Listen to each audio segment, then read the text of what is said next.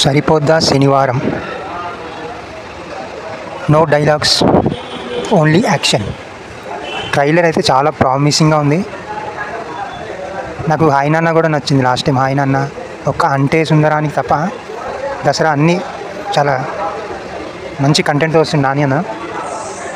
ఈసారి కూడా మంచి కనబడుతుంది. ట్రైలర్ చూసే చాలామంది సినిమాకి వచ్చేసే అంత ఇంపాక్ట్ ఉంది, ప్రామిసింగ్ ఉంది. పైగా ఆగస్టు 29th రిలీజ్, చాలా తొందరగా వస్తున్నాడు. మరి అన్న ఎక్కువ సినిమాలు చేస్తున్నట్టు నాని అన్న. సెట్ ఆ వరల్డ్, సోకులపారం అనే వరల్డ్ కూడా నాకు యాంటీనా అంటే స్తంభాలు, వైర్లు, ఒక ఊరిని ఆ వరల్డ్ బాగా క్రియేట్ చేశాడు డైరెక్టర్.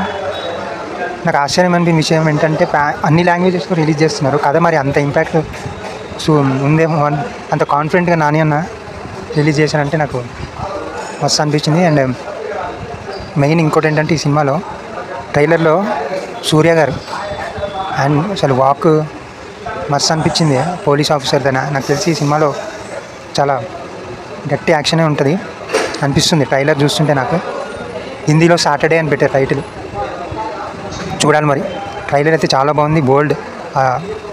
వరల్డ్ కూడా చాలా క్లియర్గా చూపించారు, అది అర్థమవుతుంది సినిమాలో.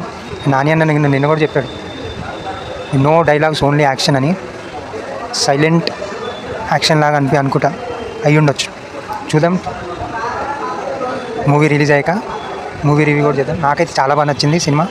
ట్రైలర్ అయితే చాలా బాగుంది, ప్రామిసింగ్ ఉంది. యాక్షన్ చాలా, డిఓపి కూడా, దాని కలర్ కూడా చాలా న్యాచురల్ కలర్ ఉంది. న్యాచురల్ నాని అన్నట్టుగా న్యాచురల్ కలర్ లాగా సూపర్ ఉంది. Let's see. చాలా రోజుల తర్వాత మన కాటరాజు అన్న కనబడ్డాడు.